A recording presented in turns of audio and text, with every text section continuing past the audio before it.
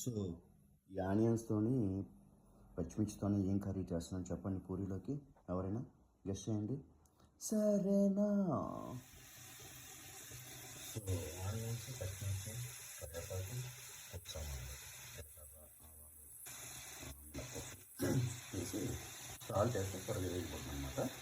So ఎవరు message చేయగలిగితే వారికి ఏం కర్రీ ఉన్నది అదేలే నేనే చేసి పెడతాను.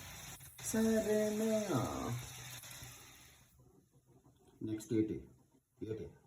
సో సరదాగా మీకు ఎన్ని స్పూన్లు కావాలి అన్ని స్పూన్లు శనగపిండి తీసుకొని ఇలా కలుపుకొని పక్కన పెట్టుకోండి.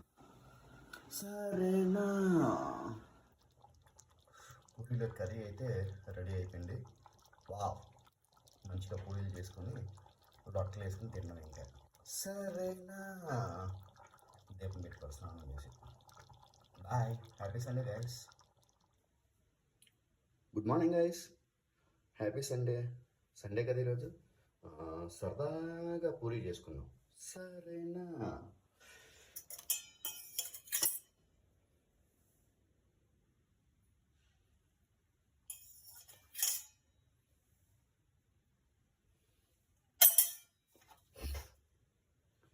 కొంచెం ఆయిల్ను సాల్ట్ వేసుకొని